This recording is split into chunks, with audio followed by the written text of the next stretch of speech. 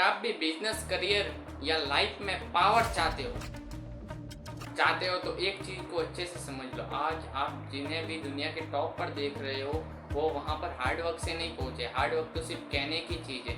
What they are actually doing is smart work. Power का एक ऐसा गेम है जो बिना रूल समझे नहीं जीता जा सकता था, और इसी पावर के रूल को डिकोड करती है ये बुक 48 लॉज ऑफ पावर। ये वीडियो 4 पार्ट में आने वाली है और आज के इस वीडियो में हम इसके 12 लॉज को डिकोड करेंगे। यहाँ पे अब आपको डिसाइड करना है कि आप सिर्फ एक वीडियो देखने आए हो या अपनी इस बेवकूफ़ी भरी जिंदगी को बदलने आए हो। Switch 1.25x for better experience and like for algorithm.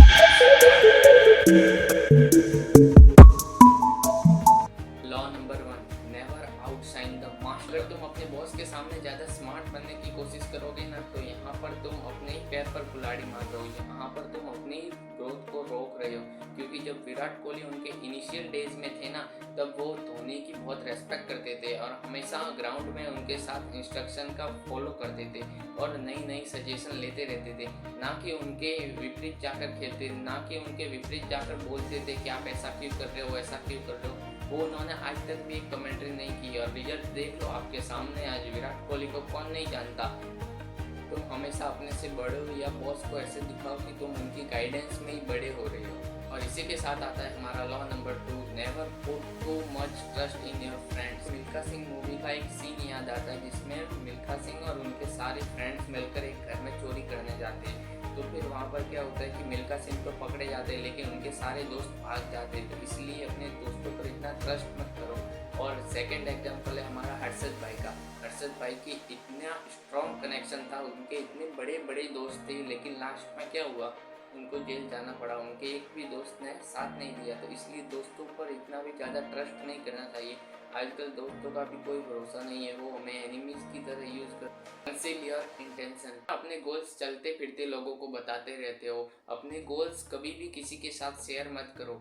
जैसे जैसे बड़े बड़े बिजनेसमैन हैं, मुकेश अंबानी है, वो अपने ओपोनेंट की कंपनी में अपने सीक्रेट एजेंट रखते हैं ताकि उनका नेक्स्ट मूवमेंट प्रिडिक्ट कर सके और उनसे उनकी कंपनी को ग्रोथ हो सके। और तुम भी कभी भी ओपनली अपने एम जो टारगेट है वो कभी भी किसी के साथ डिस्कस मत करो, क्योंकि लोग इससे तुम्हारे पैटर्न को प्रिडिक्ट करने लगाए जाएंगे और उनको पता चल जाएगी कि तुम्हारा नेक्स्ट मूव क्या हो सकता है। इसलिए never share your goals with anyone. के साथ आता है law number 4, always say lesser than necessary. अगर तुम ज़्यादा बोलोगे ना तो अपनी वैल्यू खो दोगे। तुमने देखा होगा तुम्हारे फ्रेंड सर्कल में भी कोई एक ऐसा बंदा जरूर होगा जो हमेशा कम बोलता है लेकिन हमेशा उसकी चलती है तुम्हारे ग्रुप में, पावर उसी की होती है। या फिर तुम्हारे पास जब भी किसी कंपनी की एडवर्टाइजिंग वालों के कॉल आते हैं तो वो हमेशा आपको ज़्यादा प्रायोरिटी देते हैं बात करने की, वो बहुत कम बोलेंगे। आपने ये कभी एनालाइज किया होगा तो वो हमेशा आपको प्रायोरिटी देंगे, आपको ज़्यादा बोलने देंगे। हमारा नेक्स्ट लॉ है law number 5, so much depends on your reputation. अब यहाँ पे जब इज्जत की बात आती है तो हर कोई आदमी सहन नहीं करता है, क्योंकि जब इज्जत की बात आ जाती है तुम्हारी ज़िंदगी भर की मेहनत एक सेकंड में मिट्टी में मिल सकती है। क्योंकि इज्जत बनाने में तुम्हें भी पता होगा सालों लग जाते हैं, लेकिन फिर भी इज्जत कुछ लोग नहीं बना पाते और जिनकी बनी हुई होती है वो एक सेकंड में कोई ऐसा काम कर देंगे तो उनकी इज्जत बर्बाद हो सकती है। इसलिए तुम्हारी इज्जत पे बहुत सारी चीज़ें डिपेंड करती है।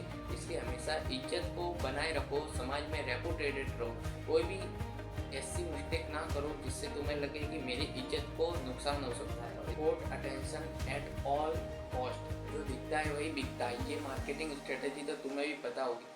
जो प्रोडक्ट आज आपके घर में पड़ा है उसे आपने कहीं ना कहीं टीवी शो या किसी एडवर्टाइज में जरूर देखा होगा, तभी वो आपके घर में पड़ा हुआ है। यही सिंपल फंडा काम करता है बिजनेस में, बैंकिंग में, हर फील्ड में यही फंडा काम करता है कि जो दिखता है वही बिकता है और वही चलता है। इसलिए हर इवेंट में जाओ, हर किसी बड़े प्रोग्राम में जाओ, कोई एंटरप्रेन्योरशिप का प्रोग्राम हो, कोई इवेंट हो, कोई कौंसल हो, हर में जाओ, पार्टिसिपेट करो और लोगों की नज़र में आओ। अगर लोग तुम्हें नोटिस नहीं करेंगी तो तुम्हारा कोई मतलब नहीं है, तुम अंदर ही रह जाओगे और एक टाइम ऐसा आएगा जब तुम्हारे खुद के विलेज या सिटी में तुम्हें कोई नहीं पहचानेगा। इसलिए law number 7, get others to do the work but always take credit. हर काम तुम्हें खुद को करने की ज़रूरत नहीं होती है, अपने टीम से काम करा लो और सही जगह पर उसका क्रेडिट ले लो। क्योंकि जो बड़े बड़े लीडर्स होते हैं वो सारा काम वो नहीं करते। जैसे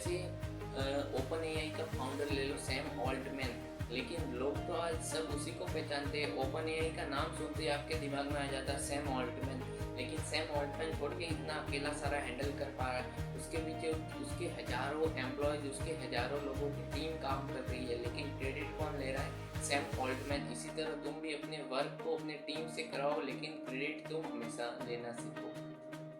स्मार्ट बनो, मेहनत अकेले मत करो। Law number 8, make other people come to you, use bait if necessary.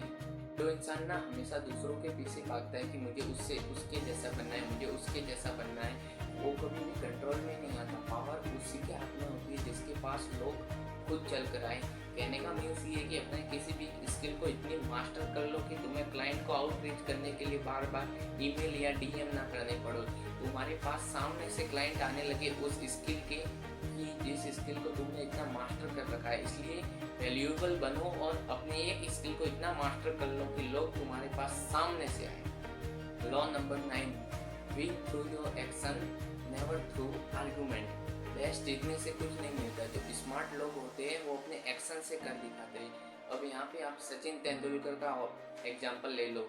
एक मैच में ना जब वो खेलने जाते हैं तो वो दूसरी बॉल में आउट हो जाते हैं, और तब इंडियंस लोग उन्हें इतना ट्रोल करते हैं, इस लेवल पर क्रिटिसाइज करते हैं कि ये देखो 2 बॉल में आउट हो गए। लेकिन यहाँ पे ना वो एक स्मार्ट पर्सन थे, वो कुछ भी एक्शन नहीं लेते, वो कुछ भी बोलते नहीं है और वहाँ से चुपचाप निकल जाते हैं।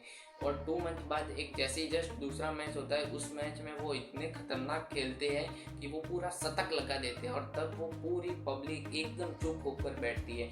इसलिए हमेशा पब्लिक को जवाब अपने एक्शन से दो, ना कि उनके साथ बहस में उलझ जाओ। Law number 10, avoid the unhappy and unlucky. अब ये तो आपने भी फील किया होगा, जब आप अपने घर में रहते हो तो अपना क्रिएटिव माइंड सेट, आपका दिमाग की जो सोचने की क्षमता है वो एकदम हाई होती है, और जैसे ही आप हॉस्पिटल में जाते हो, सारे बीमार लोगों के बीच में होते हो, तो आपने सोचने की क्षमता है वो भी कम हो जाती है। ये लॉ हमें यही बताता है कि हमें ऐसे नेगेटिव एनर्जी वाले लोगों के पास में नहीं रहना चाहिए। तुम्हारे फ्रेंड सर्कल में भी अगर ऐसा कोई फ्रेंड हो जो हमेशा नेगेटिव बातें करता है, तो तुम उसे अवॉइड करो, क्योंकि उसकी नेगेटिव बातें तुम्हारे पॉजिटिव माइंड को इफेक्ट करेगी। इसके चारों ओर जैसा एनवायरनमेंट होता है वो पर्सन ऐसा ही बनता जाता है। इसलिए अनलकी और अनहैप्पी लोगों को हमेशा अवॉइड करो। Law number 11, learn keep to people dependent you. यहाँ पर ना मैं आपको एक साइकोलॉजी की स्मार्ट ट्रिक बताता हूँ। जब भी आप किसी पर्सन से कुछ मांगोगे ना, आपको चाहिए होगा और उसका आपका काम निकलवाना होगा, आपको उससे कभी डायरेक्टली नहीं बोलना है। ये 3 फैक्टर होते हैं जो किसी भी इंसान के माइंड को हाँ बोलने के लिए मजबूर कर देते हैं। सबसे पहला है रोटी, दूसरा है कपड़ा, और थर्ड है मकान। अक्सर क्या करो, तुम लोगों को कोई छोटा सा गिफ्ट दे दो या फिर उनको लंच पर लेके जाओ, और फिर उनके बाद उनको अपना काम बताओ कि यार मुझे ये करना है, तो 99% चांस है कि वो हाँ बोल देंगे। लेकिन पहले अगर तुम डायरेक्ट बोल देते तो कोई उसका मतलब ही नहीं रहता, वो डायरेक्ट ना बोल देते, लेकिन वो मजबूर हो जाते हैं, क्योंकि यहाँ पे साइकोलॉजी के ट्रिक काम करती है। उनके माइंड को ये हिट करता है कि यार मैंने इसका गिफ्ट ले लिया, या फिर मैंने इसका खाना खा लिया, और फिर मैं इसका काम कैसे ना करूँ। तो ये एक सिंपल सी ट्रिक है जो इसी लॉ के अंदर आती है, और इस लॉ का मतलब है कि लोगों को अपने ऊपर डिपेंड करना सीखो। कोई भी इवेंट हो या वर्क हो, वो तुम्हारे बिना नहीं होना चाहिए। ऐसे लोगों को अपने ऊपर डिपेंडेंट बनाओ कि नहीं, वो नहीं आएगा तो ये नहीं होगा, वो नहीं आएगा तो ये वर्क हो ही नहीं सकता। इस प्रकार लोगों को अपने ऊपर डिपेंडेंट बनाना सीखो। Law number 12, use selective honesty. हर बार सच बोलना और अच्छा दिखना सही नहीं होता। मान लो कल को आप जिस जगह पर खड़े हो उस जगह पर कोई दूसरा बंदा आता है और किसी तीसरे बंदे को गोली मारकर चला जाता है, और आप वहाँ पर खड़े हो और आप विटनेस हो, और आप चाहते हो कि नहीं इसने क्यों मारा, मैं कोर्ट में गवाही दूंगा। अगर आप ऐसा करने की कोशिश करोगे तो वो सामने वाली पार्टी सबसे पहले आपको टारगेट करेगी, उस केस को छोड़ के आपको टारगेट कर देगी। इसलिए हर बार सच बोलना नहीं जरूरी होता, स्मार्ट से ऑनेस्टी सेलेक्ट करो। हर बार जरूरी नहीं होता, कभी भी अपनी जान बचाना भी जरूरी हो। तो ये थे पहले 12 लॉ जो कि इस पावर गेम की बस शुरुआत है। हाँ, जब तक तुम इन सारे लॉ को अपने रियल लाइफ में एग्जीक्यूट नहीं करोगे तब तक तुम्हें इनके सुनने का कोई इम्पोर्टेंस नहीं है। और जब भी मैं वीडियो में कुछ बोलता हूँ, तुम्हें कुछ इम्पोर्टेंट लगता है तो एक अपने पास एक डायरी रखो और उसमें नोट करते जाओ। तो मिलते हैं नेक्स्ट वीडियो में, तब तक के लिए keep learning, keep smiling, and as always keep inspiring.